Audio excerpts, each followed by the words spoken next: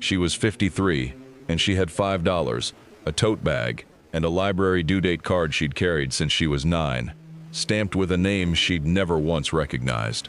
Ramona Castile had been let go, not by a cruel man, but by a closing factory, a hospital bill, a landlord doing the math. That's how some people disappear. Slowly, politely, with no one to blame. So she stood at the back of a county auction and bought the only thing priced like a joke. The shuttered town library, $5, pigeons and dust, and a card catalog nobody had touched in 30 years. Next, the auctioneer called it generous. 42. The crowd called it sad. Ramona called it a roof. What she didn't know, what was waiting behind that catalog, in a cabinet sealed the season a quiet woman died, was proof that she had been loved her whole life by someone sitting 30 feet away. The dust smelled like old paper and cold iron. That morning started like every other goodbye she'd survived. Then it didn't. The auction was held in the basement of the county building in Verhallen, Ohio. A town that used to make work gloves for half the Midwest, and now mostly made obituaries. Folding chairs, fluorescent light, a coffee urn that had given up sometime before 9. A man named Del Pruitt read lots off a clipboard in a voice that had read too many lots. Truck axles, a snowplow blade, 3 filing cabinets, contents unknown. Ramona sat in the back row in her good coat, the gray wool one, because it was the only coat she had left that didn't say anything about her to the people who could read coats. She hadn't come to buy. She'd come because the church basement where she slept emptied out. By 8 every morning and the auction was warm. And a person could sit there, without anyone deciding she was a problem to be managed. She kept her hands in her lap. Her shoes were still damp from the walk over, and the cold had worked up into her ankles and sat there. A woman 2 chairs down leaned across and asked, kindly, the way you'd ask a stray, "You here for the cabinets, hon?" And Ramona said no, and the woman said, "Romana, was it?" Reading it off nothing, and Ramona didn't correct her. People got her name wrong her whole life. Ramona, Romana, Mona, Mrs. Castile, Miss. It had stopped mattering around the time everything else stopped mattering. She was 53. 31 years she'd run the same finishing machine at Verhallen Glove, trimming and turning the seams on work gloves, until the plant moved its lines to a place where hands cost less. The severance lasted 4 months. Then the lump under her arm that turned out to be nothing.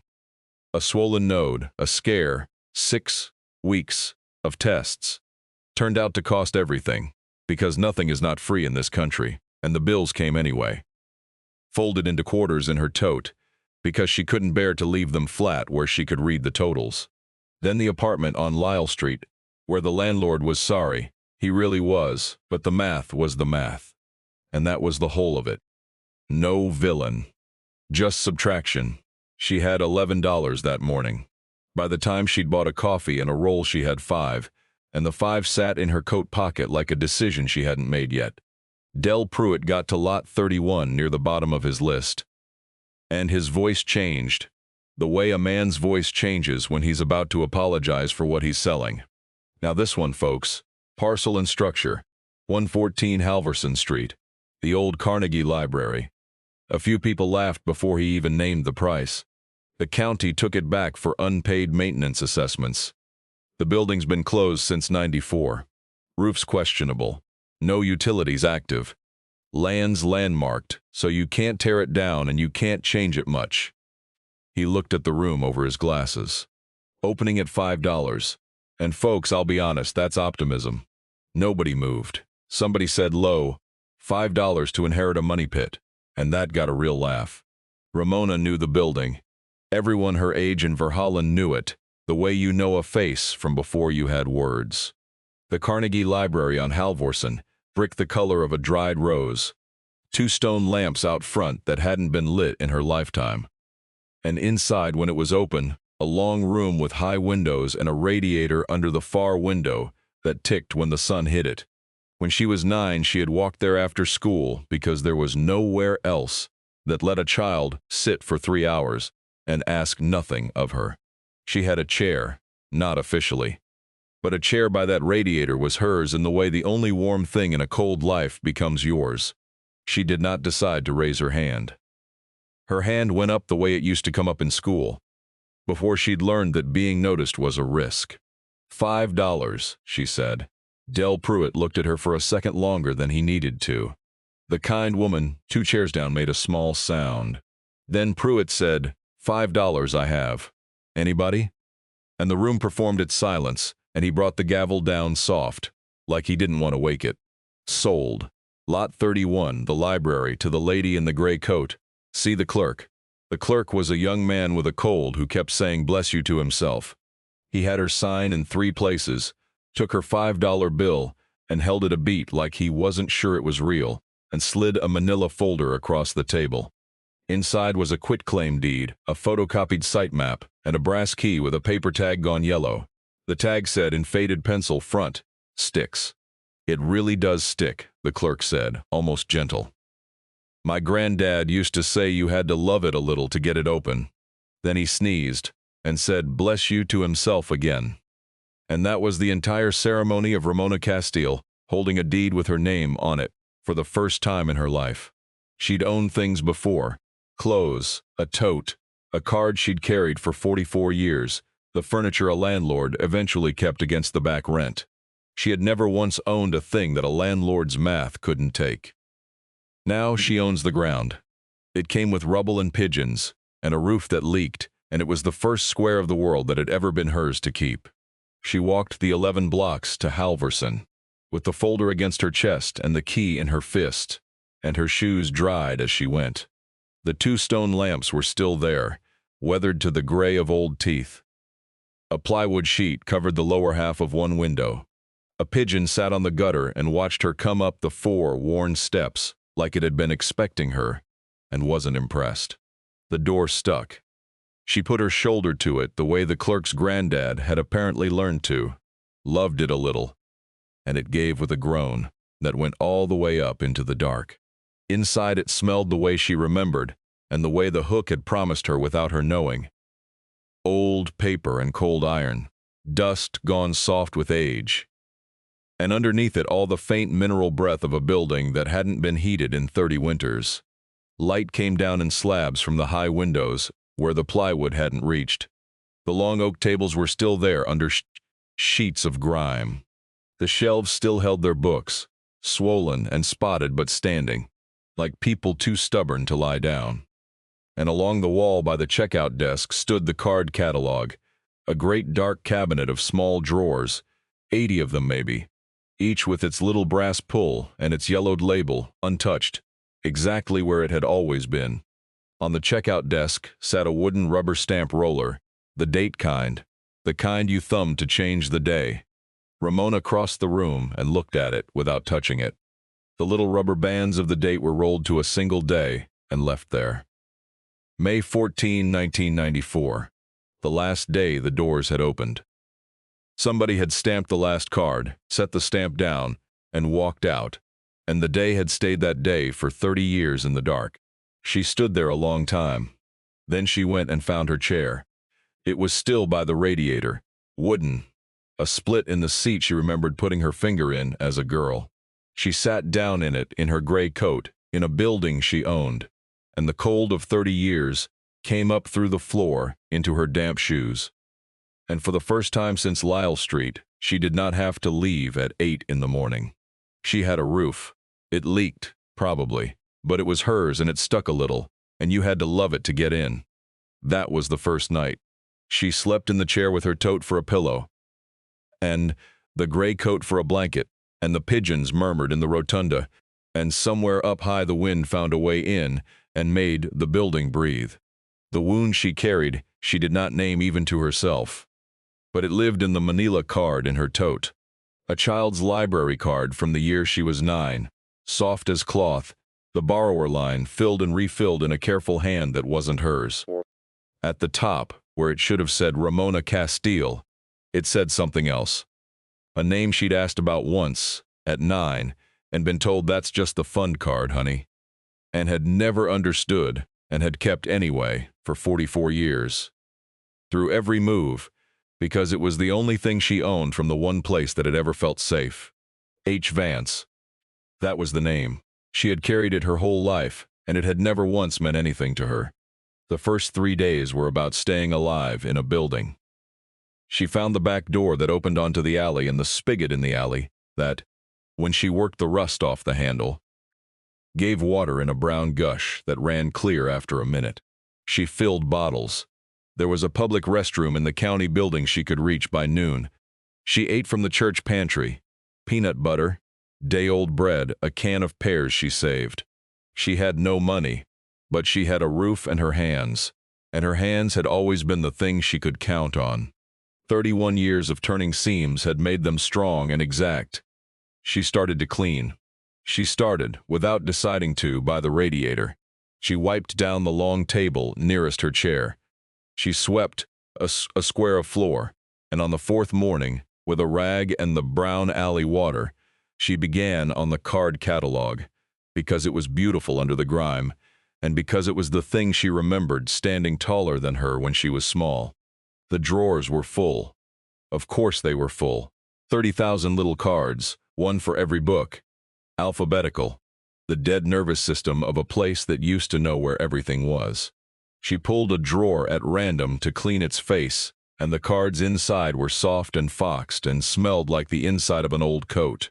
She slid it back. She wiped the brass. She loved it a little, the way you had to.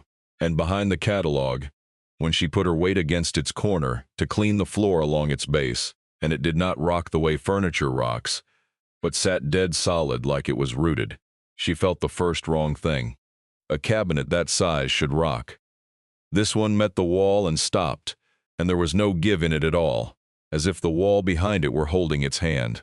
She didn't think about it that day. She was 53, and tired and cold, and there was a great deal of building. But the body keeps a ledger of its own, and her body had filed it. That did not move the way wood moves. It was the Historical Society that first hinted there was more here than a building. On the 6th day, a woman came up the 4 steps, and knocked on the open door and called, "Hello? Is somebody?" They told me somebody bought it. Her name was Edith Maurer. She was 71. She ran the Verhallen Historical Society out of a room above the bank, and she had a thermos of coffee that turned out to be terrible, scorched and thin, which she poured into 2 paper cups without asking, and handed one to Ramona like a fact of the world.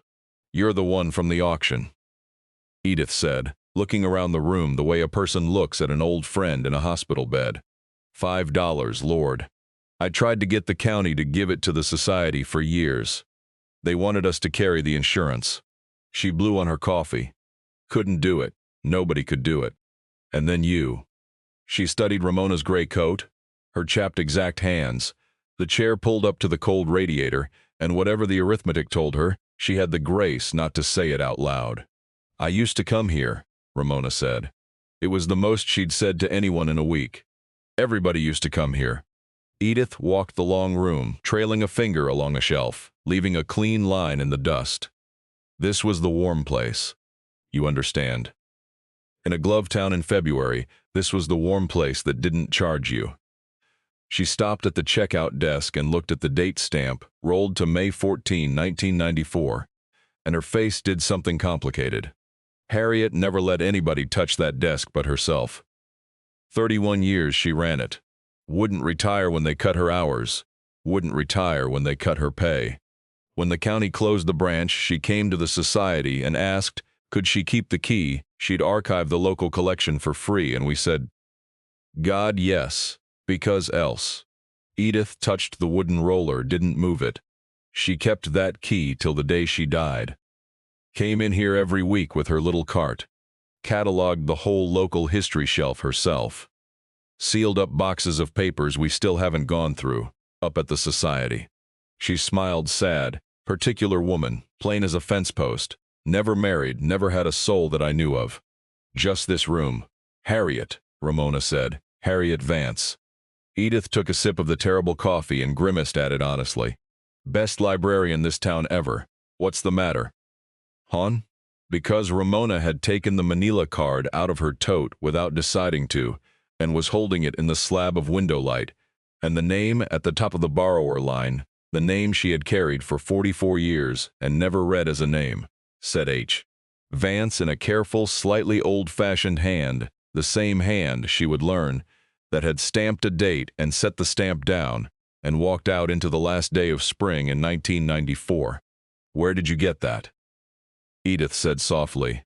I've always had it, Ramona said, and that was the truth, and it was the first crack in the floor of her whole life, though she didn't feel it give yet. I've always had it, and I never knew what it was.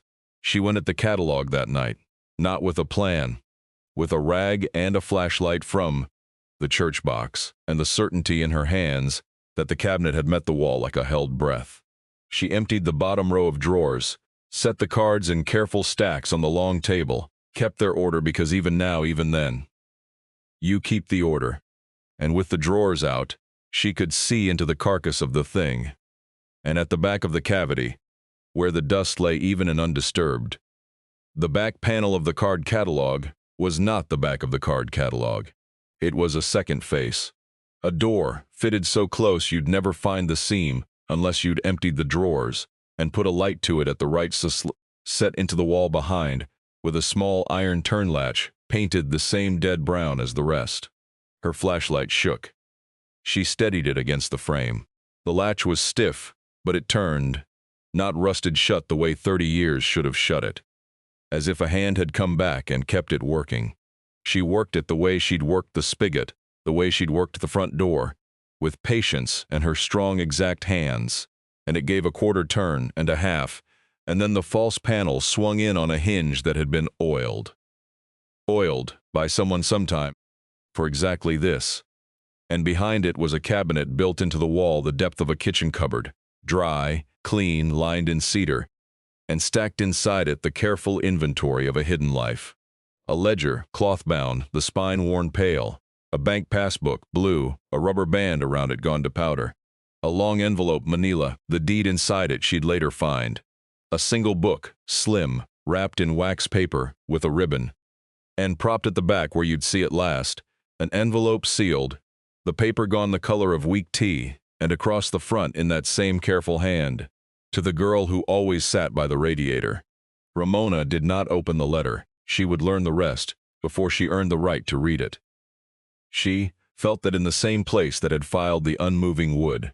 She took out the ledger instead and sat down in her chair by the cold radiator with the flashlight in her teeth and opened it, and the careful old-fashioned hand was on every line. And it was not a list of books. It was a list of children. That was R1, and the dust on the cedar lay even and undisturbed, and somewhere above her, a pigeon shifted, and Ramona Castile sat in a building she had owned for 6 days and began, without yet understanding it, to read her own name. The ledger went back to 1971.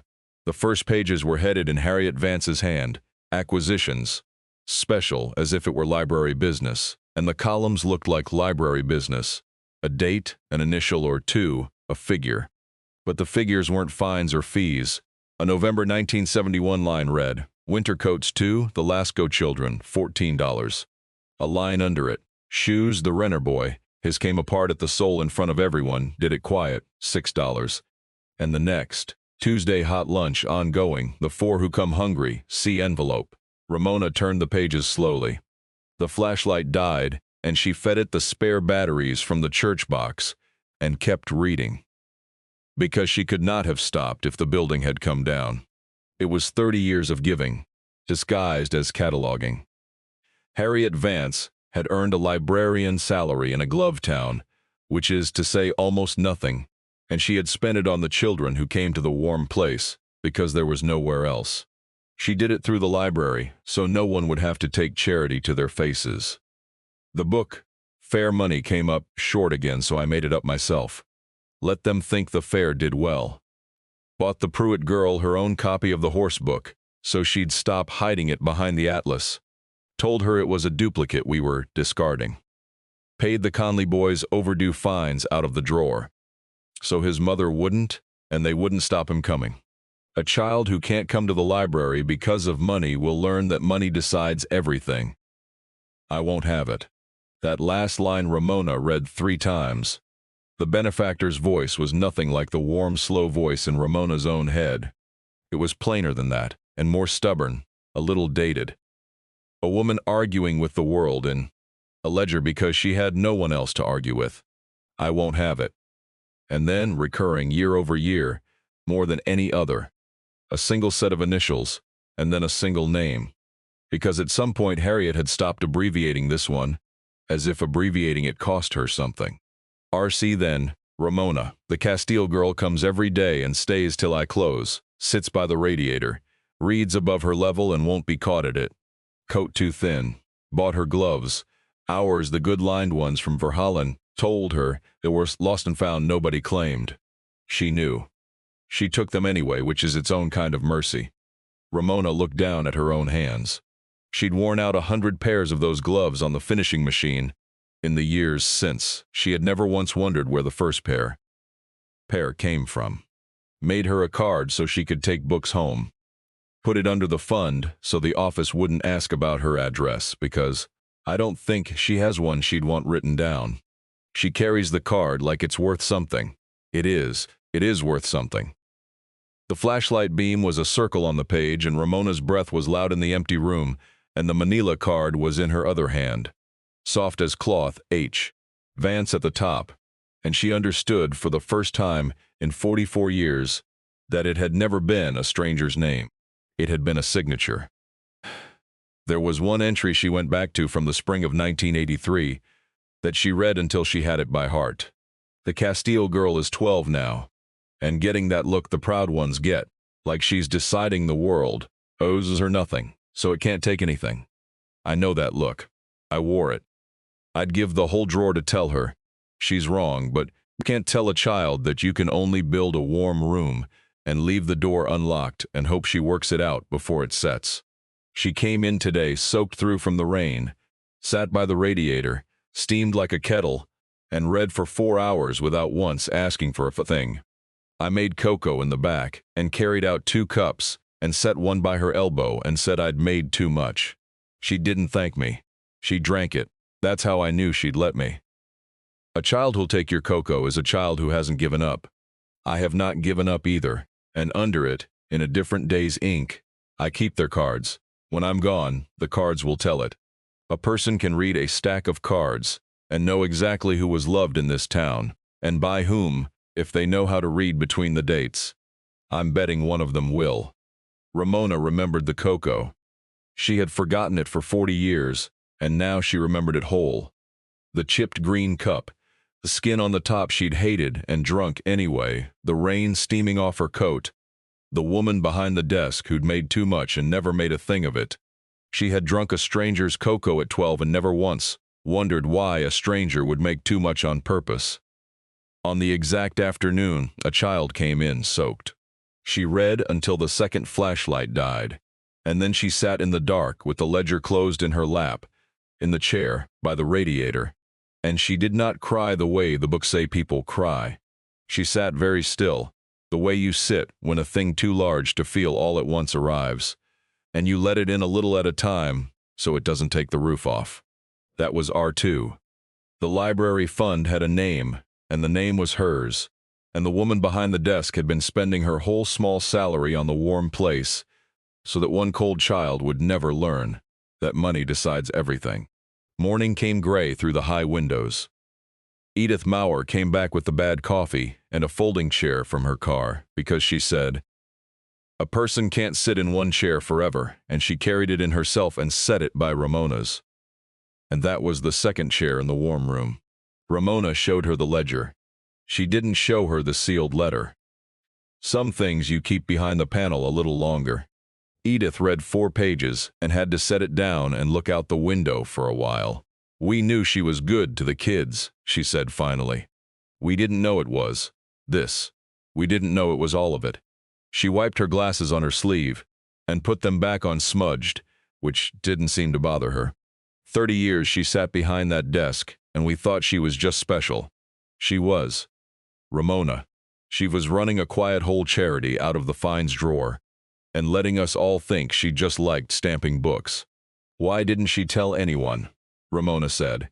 Edith looked at her like the answer was obvious and terrible. "Because a child will take a discarded glove who would never take a gift." "You said it yourself." You knew, and you took them anyway. She tapped the ledger. She knew the difference between charity and dignity better than the whole county welfare office. She gave it the only way you can give it, so it doesn't cost the kid their pride. Through a building, through books. They sat with that. The radiator was still cold, but the sun was coming around to the south windows, and Ramona had a feeling the radiator remembered how that she had no business having. It was Edith who said it. There's more, you know. Up at the society, the boxes she sealed. She stood, brushed off her slacks.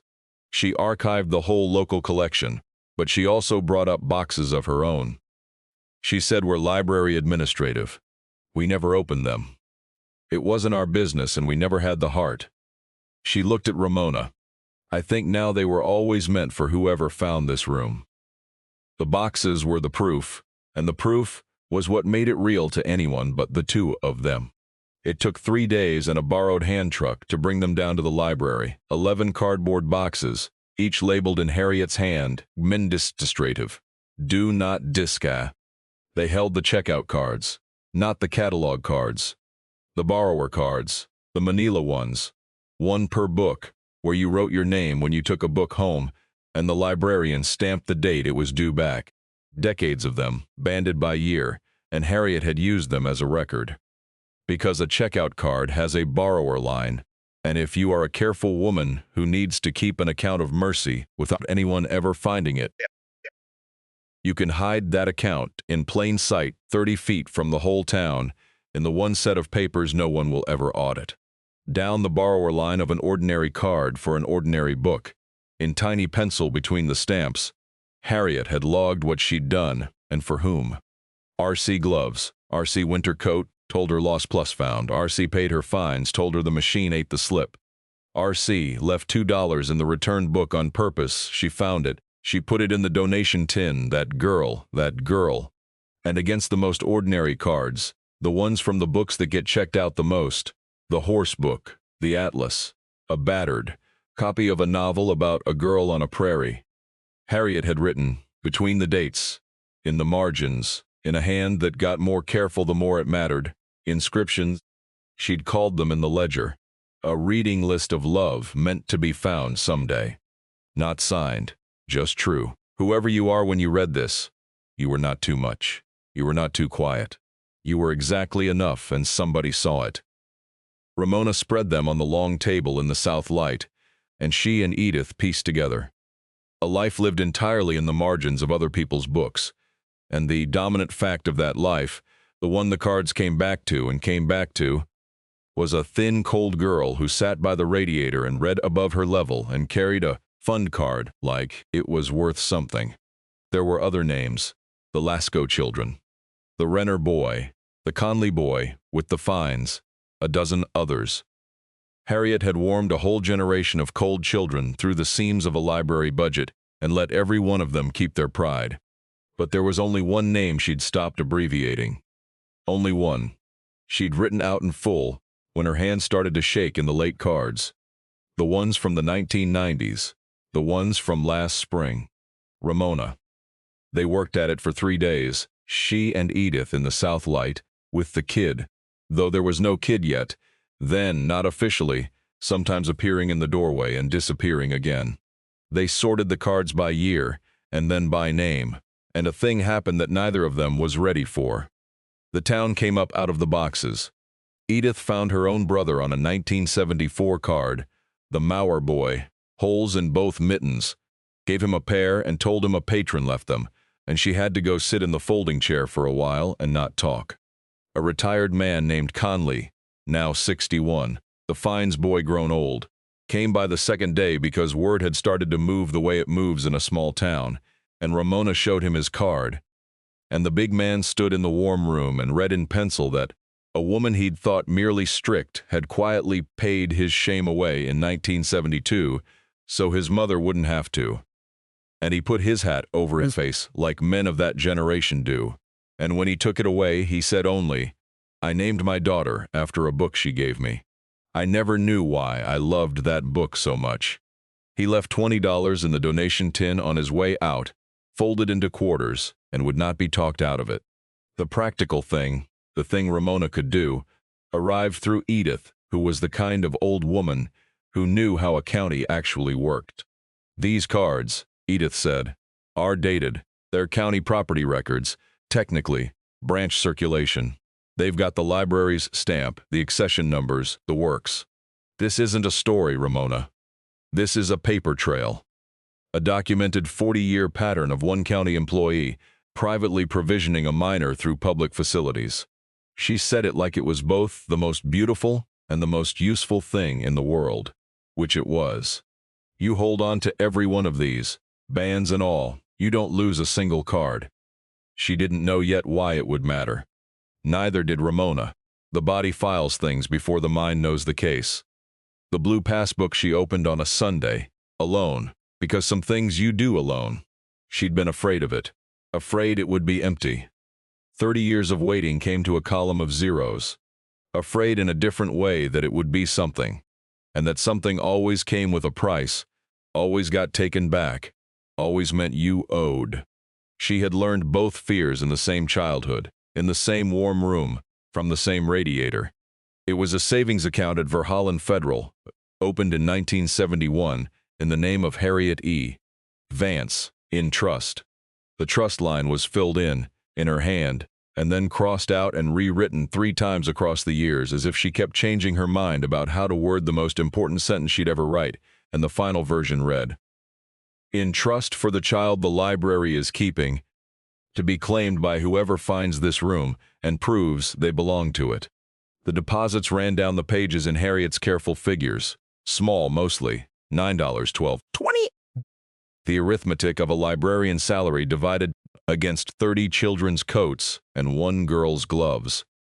And then every month without fail, whatever was left over, swept into the blue book in trust for the one she could not give the rest to. $9, $12, $7.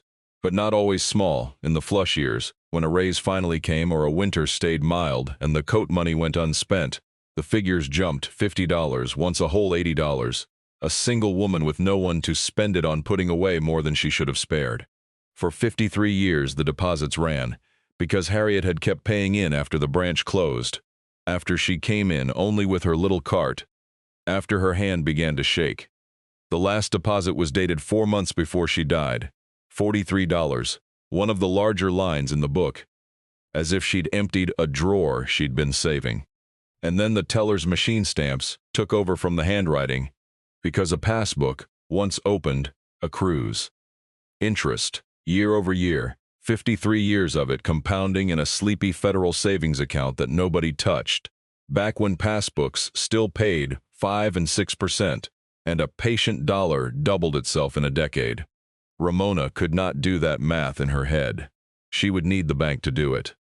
But she could see the shape of it, the slow tide of it, decades of $9 and $12 and $7, and the occasional reckless 50, and the patient indifferent generosity of compound interest. And she knew, holding it, that it was not nothing. It was the opposite of nothing. It was half a century of a poor woman's restraint turned into a number. The deed was in the manila envelope beneath the passbook, and that was the part Ramona had not expected and could not at first make fit. Because the library at 114 Halvorsen Street, the Carnegie Building, the warm place, the county had auctioned it for $5 as surplus it had taken back for unpaid assessments. But the original deed, the 1916 deed, the founding deed, named the grantee as the Verhallen Library Association, and the Library Association, dissolved in 1994, had deeded its assets. Ramona read it twice, 3 times, her finger on the line, to a trust. The Vance Reading Trust. Sole trustee, Harriet E. Vance. The county in 1994 had recorded a maintenance lien against the property, and, when the lien went unpaid for 30 years, had foreclosed and sold the building it thought it owned. But a building can be sold by a county that doesn't truly hold a clean title, and a quiet woman with a key and a trust, and a 53-year habit of paying things into the blue book, had set a tripwire in the records office in 1994 that no one had ever stepped on, until now. Ramona was not a lawyer. She knew this, it's the way you know weather is coming. The $5 joke she had bought might be the joke, or it might be the first piece of the world that had ever borne her name. And the difference would be decided in a records office by people who had never sat by the radiator. She folded the deed back into quarters out of habit, then made herself smooth it flat, because this was not a bill. This was the other kind of paper. She was sitting with all of it spread on the long table. Ledger, cards, passbook, deed, the wax-papered book she still hadn't unwrapped, the sealed letter she still hadn't opened. When the black car pulled up out front, and a woman in a good coat came up the four-worn steps, and the door stuck, and the woman did not love it a little. She knocked on the frame with a knuckle, hard, twice, and called into the warm room in a bright professional voice. "Hello. I'm looking for the new owner. We may have a problem with your title." That was R3, and the radiator chose that exact moment to give one small tick, the first warmth of the returning sun, like the building clearing its throat. Her name was Gail Promer, and she had a folder of her own. She was 44, sharp, not unkind, the agent for a development group called Halverson Heritage Partners, and she had the particular tired briskness of a person who has had to be the one to deliver bad news so many times that she stopped expecting to be liked for it. She accepted no coffee. She looked at the long table covered in old cards and said, glancing once, "Family papers?" And Ramona said, something like that, and Gail Promer let it go because it wasn't, she thought, relevant. "Mrs. Castile. I'll be direct because I think that's kinder." She set a card on the table, her own, Halverson Heritage Partners, and beneath it a thin sheaf with a county stamp. "My clients have a development agreement with the city, as executed 11 months ago, to restore this building as a 30-room boutique inn. Historic tax credits, state and federal. It's a real project. It saves the building. And I want to be clear. Save it, restore the masonry, the windows, all of it, which 30 more winters will not." She paused, and the pause went on a half-second too long. The pause of a person choosing how much truth to use. When the county auctioned the parcel last month, it shouldn't have. This building is encumbered. There's a historic preservation easement on it, recorded 1994, and a public trust reversion clause that says a landmark civic structure can't pass to private individual ownership for a non-public use. We're filing to void the surplus sale and confirm the agreement. The $5 will be refunded to you." She said it gently. It was in its way gently meant. She believed she was the one saving the warm place, and from inside her folder she was. Ramona looked at the card on the table. Halverson Heritage Partners. She looked at the cards on the table. Whoever you are when you read this, you were exactly enough. She did not have a perfect thing to say. She was a woman who had run a finishing machine for 31 years and had not spoken more than a paragraph aloud in a week. "It's not for private use," she said. "It's a library." "It's a closed library," Gail Promer said, not cruelly, "owned by a private individual with no operating funds, no insurance, no plan filed with the city, and no utilities. The reversion clause exists exactly to prevent a landmark from becoming someone's." She stopped herself before the word and chose a softer one. "Residence." She'd seen the chair by the radiator, the tote, the gray coat. She had done the arithmetic the kind woman at the auction had done. She thought she understood the situation completely, and the thing about being seen by someone who has decided they understand you completely is that there is no part of it that doesn't cost you. "I'll file Thursday," Gail Promer said. "The hearing will be before the city council and the library board, since the easement is theirs to enforce. You'll be notified. You can speak." She gathered her folder. At the door which stuck, she gave it a small frustrated shove, and then, when it didn't yield, an honest two-handed one, and she got it open, and she paused on the top step and looked back into the room. At the high windows, and the long tables, and the great dark catalog with its drawers half out, and something crossed her face that she put away before it could finish. "It really is a beautiful room," she said, like an apology she wasn't authorized to make. She went down the steps, and the black car took her away. Edith arrived 20 minutes later with the bad coffee, and found Ramona sitting very still with the development card in her hand. "Promer," Edith said, reading it over her shoulder, and her voice flattened. "Heritage Partners. They did the old mill in Carrollton, turned it into condos, and called it preservation." She set the thermos down hard. "An easement and a reversion. All right, all right." She pulled the folding chair around. "Then we use what she doesn't have. She has a development agreement and a reversion clause.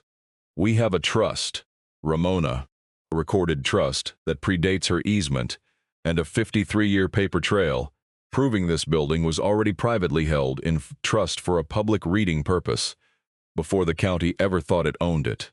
Edith's smudged glasses caught the south light. "She thinks she's saving a building. We're going to prove the building was already saved in 1994 by a woman with a cart. The 2 weeks before the hearing were the hardest, and they were hard on the body because Ramona's body chose them to remember. It had been frightened by a lump under its arm not a year before. And frightened bodies present the bill late. She got sick. Not the cancer scare will come back. A chest cold, gone deep. The kind a person gets when they've slept a winter in a chair, in an unheated building, eating peanut butter and pears. But sick in a closed, cold library with no money and a hearing coming felt, in the small hours, like the end of the only argument she had left. She coughed in the dark, and the building breathed back, and the date stamp said, May 14, 1994, and the pigeons murmured, and Ramona Castilla Steele, 53, owner of the warm place, lay in her chair under her gray coat and did the arithmetic she'd been raised on. Subtraction. The passbook was real. Edith had taken it to Verhallen Federal. The bank had merged twice, but the account was honored, sleepy and intact. And the woman behind the glass had run the numbers twice and turned the screen around so Edith could see it. And Edith had come back to the library walking faster than a 71-year-old should and said the figure out loud. In the empty room where it echoed, $74,219.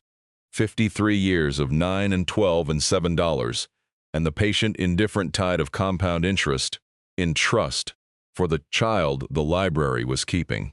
Ramona could take it. That was the thing that sat on her chest, heavier than the cold. The trust is said to be claimed by whoever finds this room and proves they belong to it. And she had the card with the signature and the ledger with her name and the gloves on her hands, worn from 100 pairs since the first.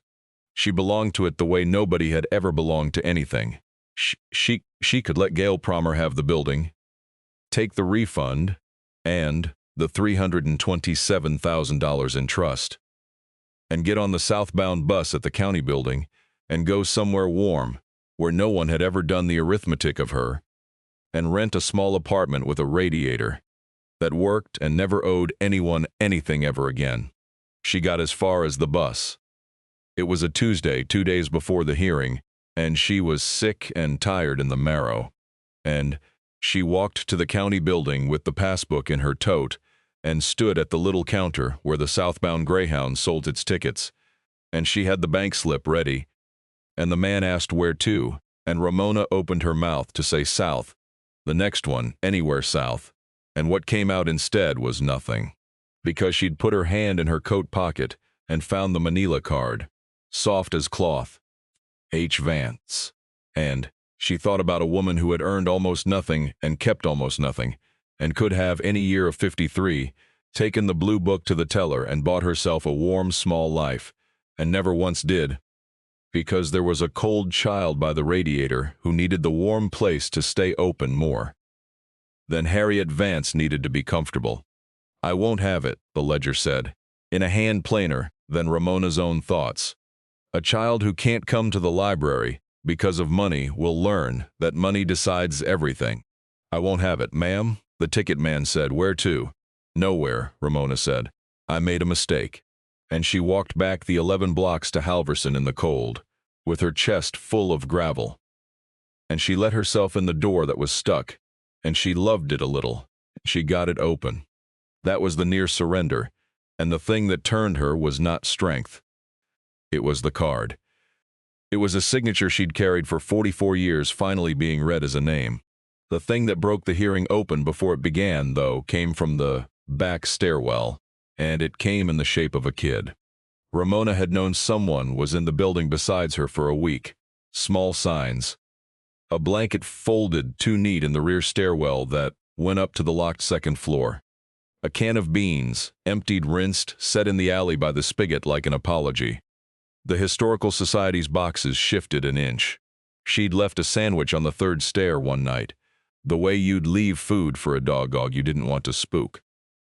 And in the morning it was gone, and a book had been left in its place, squared up on a battered paperback from the swollen shelves, like a child paying for the only thing they had to pay with. The kid was 16, maybe thin, a boy's haircut grown out, a hoodie too big, sneakers coming apart at the toe the way the Renner boys had in 1971, did it quiet, and Ramona did not ask the kid's name and did not call anyone, because she knew exactly what new places cost a person who has learned that new places are usually worse than the last one. She just said, the morning they finally stood in the same slab of window light, "There's peanut butter, and the society lady brings coffee that'll take the paint off a door if you want some." And the kid looked at the long tables and the warm room and the woman in the gray coat, who wasn't going to make it a problem, and stayed. It was the kid who'd been sleeping by the radiator on the second floor, the one place the heat would have reached if the building had had heat.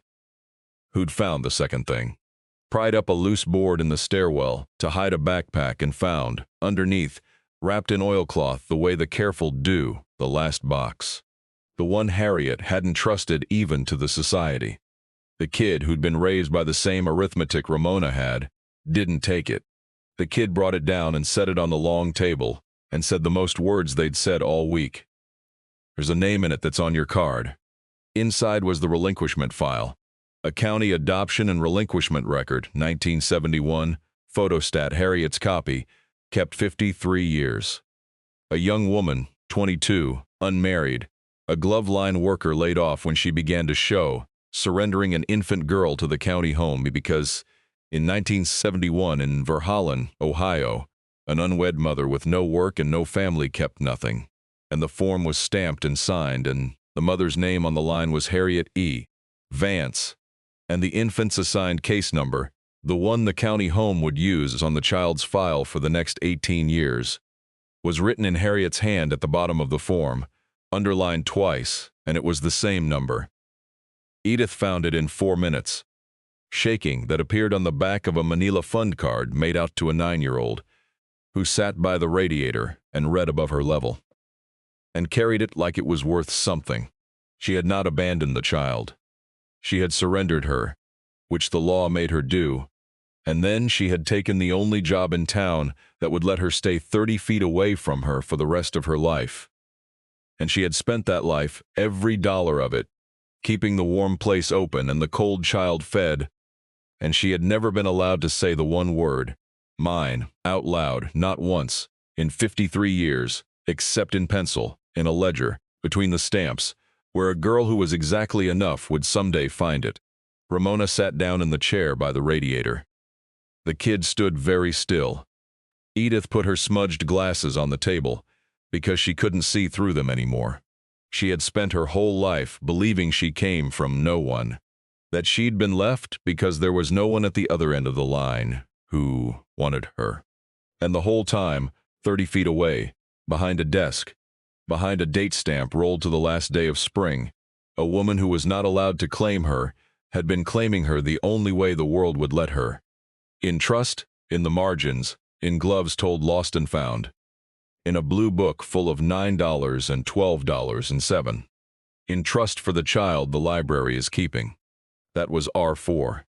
The library had always been meant for her, not as a building, as a message, sent across 53 years by the one person who had never, for one single day of Ramona's life, sat farther than 30 feet from her side. The hearing was held on a Thursday morning in the council chamber of the county building, the same building, with the basement where Ramona had bought a roof for $5 6 weeks before. She wore the gray wool coat. Her chest was still bad, but the fever had broken. Edith drove. The kid came too, In the back, in a clean hoodie Edith had produced from somewhere without comment, and sat where the light was poor the way a person sits when new places have taught them where to sit. Gail Promer was there with a lawyer in a good gray suit and a leather case, and the development agreement and the easement and the reversion clause, and the genuine belief that she was the one saving the building. She had a slide with a watercolor of the boutique inn, the masonry restored, the windows clean, a wreath on the door, and it was, Ramona had to admit, beautiful and warm-looking, and it cost $300 a night. The 5 members of the library board and the 7 of the city council sat behind a long table. The chair, a woman named Dr. Okafor, who ran the community college, read the complaint into the record. Halverson Heritage Partners, moving to void the surplus sale of 114 Halverson Street, on grounds of the recorded historic easement and the public trust reversion, the parcel being landmarked and improperly conveyed to a private party. Promer's lawyer went first. He was smooth and organized and used the word steward a great deal, and preservation, and he laid the easement and the reversion side by side and made them sound, as such men can, like the law and like mercy at once. He spoke for 19 minutes. He showed the watercolor. He noted, with regret he performed well, that the current occupant was living in the structure without utilities or insurance, a liability to the city, and that the kindest outcome for everyone. He glanced at Ramona, once the auction arithmetic in his eyes, was the refund and the restoration. Then it was Ramona's turn, and she had never spoken in front of people in her life, and her hands shook, so she put them flat on the rail, the way she'd seen Harriet's hand go flat and careful in the late cards, and she said, "My name is Ramona Castile. I'm 53. I bought the library for $5 because I'd lost my apartment and I needed a roof. The room was very quiet. I worked 31 years at Verhallen Glove. When it closed, I lost my job, and then I had a health scare and lost my savings, and then I lost my home, and nobody did it to me. It was just arithmetic." She paused, and the pause went a half-second too long, and she let it. "When I was 9, I used to go to that library every day after school because it was the only place that was warm and didn't charge a child to sit down. There was a librarian. Her name was Harriet Vance. She didn't look at the watercolor. She put the ledger on the rail. She ran that library for 31 years, on a salary that didn't cover one person, and she spent it on the children who came in cold. There are gloves in this record, and coats and shoes for a boy who came apart at the sole. She paid their fines out of her own pocket so their parents wouldn't have to, and the kids wouldn't stop coming. She did it through the library so none of us would ever have to take it as charity to our faces." Ramona's voice did not break. It got plainer the way Harriet's hand had. "I have her ledger. I have 53 years of bank deposits, $9 and $12 at a time. I have the trust she recorded in 1994, before the easement, before any of this, that already held this building, privately, for a public reading purpose. The county couldn't sell to your clients what a woman with a cart had already given away 30 years ago." She set down the deed and the trust beside the ledger. Edith had marked the page, and I have this. She held up the manila card, soft as cloth. "It's my library card from when I was 9. It says H. Vance at the top, and I carried it for 44 years, and I never once knew it was a name." She set it down on the rail, gently, between the deed and the ledger. "Days ago, I found out it was hers. I found out Harriet Vance was my mother. That she gave me up in 1971 because the world made her, and then she took the one job in town that let her stay 30 feet from me for the rest of her life. And she never told a soul, and she spent everything she had keeping the warm place open, so one cold kid would never learn that money decides who gets to belong." She stepped back from the rail. "You want to save the building, I understand that, but it was already saved. It was saved by her. I'm not asking you to give me anything. I'm telling you it's already mine, and I'd like to keep it open the way she meant it. Warm and free and not charging a child to sit down. That's all I came to say." The room held its breath the way the catalog had held the wall. Edith stood and put the chain of custody on the record. The Historical Society's caretaker logs, county stamped, 53 years of Harriet Vance keeping the key. The circulation cards, county property. Dated and stamped, the documented 40-year pattern. The relinquishment file with the case number that matched the back of the fund card. She spoke for 6 minutes and never once raised her voice. The board's own counsel, a careful man named Reyes, who had been frowning at the trust document for 10 minutes, leaned to Dr. Okafor and said something low, and Dr. Okafor's face changed, and then a thing happened that Ramona had not planned and could not have planned. Gail Promer asked to speak. Not her lawyer, her. She stood, and she did not have a folder in her hands, and she looked older than she had in the warm room. I need to say something for the record, and my clients are going to be unhappy with me. She took a breath. I grew up in Carrollton, the next town over. We didn't have anything either, and there was a library. She stopped. Started again. When I was a kid, I racked up fines I couldn't pay, and I stopped going because I was ashamed, and one day the fines were just gone. Cleared. The librarian told me the machine had eaten the slips. She looked at the ledger on the rail, at the line everyone in the room could now guess was written there in some other county in some other woman's hand, or maybe the same hand. It didn't matter. It was the same mercy. I always thought it was luck. I built a whole career on saving buildings, and I never once understood that the buildings were never the point. She turned to the board. Counsel's right. The trust predates the easement. The sale to Mrs. Castile is, at worst, a $5 irregularity over a building she has better title to than my clients ever did. I'm withdrawing the petition. A pause, too long, honest. And I'd like to talk to Mrs. Castile after about whether those historic tax credits could fix the roof and the masonry on a library instead of an inn. They can. I can make them. It's the first useful thing I'll have done with them. She sat down. Her own lawyer stared at her like she'd set the case on fire, which she had, and it was the warmest thing that had happened in that cold building in 30 years. Dr. Okafor conferred with the board for 9 minutes. When she came back to the microphone, she said the petition was withdrawn and the trust and the chain of title being what they were. The board found no grounds to disturb the sale. That title rested with the Vance Redding Trust, and through it with Ramona Castile as the claimant the trust named, and that the historic easement, far from voiding it, would now protect the very use the trust intended. She looked at Ramona over her glasses, and she was quiet for a moment, and then she said, not as a chairwoman but as a person, "It sounds like she'd have been proud of you, Ms. Castile. Welcome home." There was a letter still, behind the panel, sealed, the paper gone the color of weak tea, that Ramona had carried unopened through, all of it, because she'd known, in the place that files things before the mind, that you do not open the last word until you've earned the right to read it. She'd earned it now. She drove back to Halvorson with Edith and the kid, and she let herself in the door that was stuck, and she loved it a little, and it gave. And the late sun was coming around to the south windows and lying gold along the long oak tables.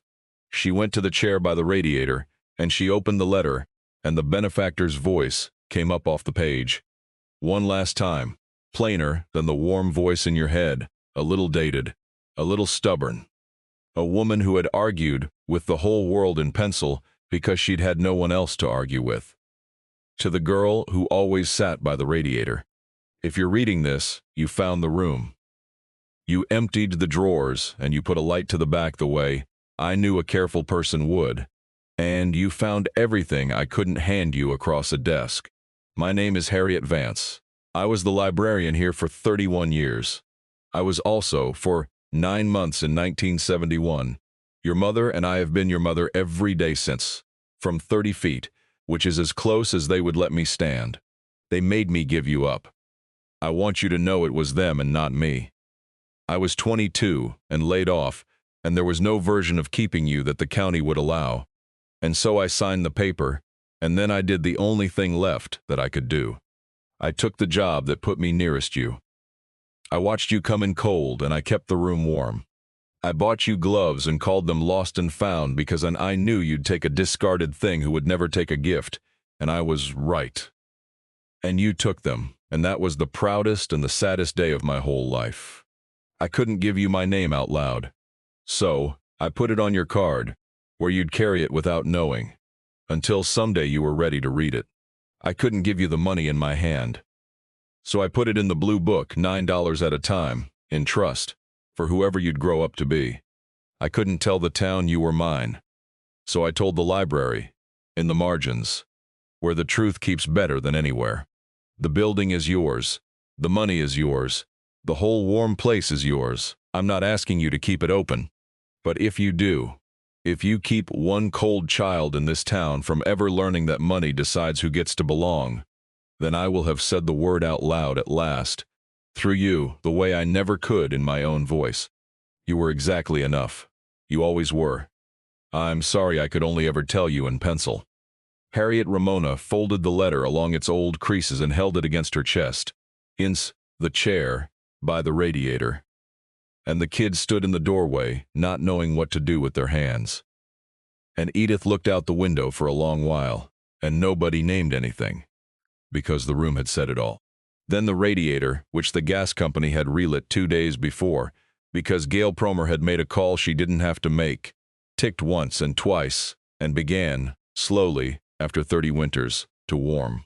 6 months later, on the first warm Saturday of June, the Verhallen Carnegie Library opened its doors, and they did not stick.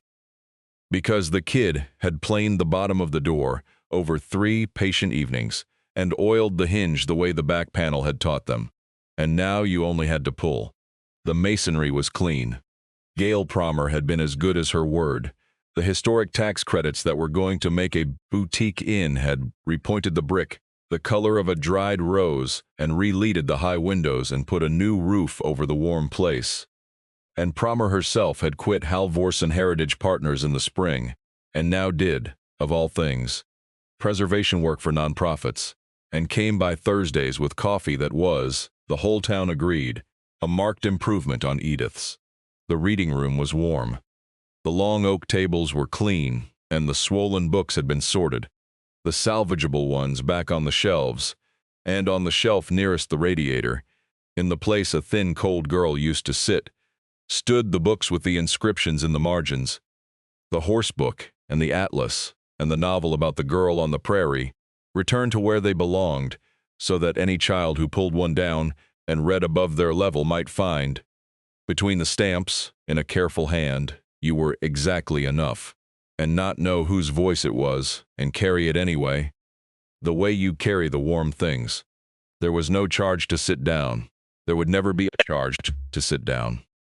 The Blue Book, $74,219, 53 years of $9 at a time, had become the Vance Fund, and it bought coats in October and shoes in the spring and paid, quietly, the way it had always been paid, fines that no child would ever again be shamed by, and the reading room at the back, the warm one, the one by the radiator, had a small brass plate by the door that said, because Ramona had insisted on it and the board had wept and agreed, the Harriet Vance Reading Room, and under it, smaller, the only sentence Ramona had let them add, she kept the warm place open.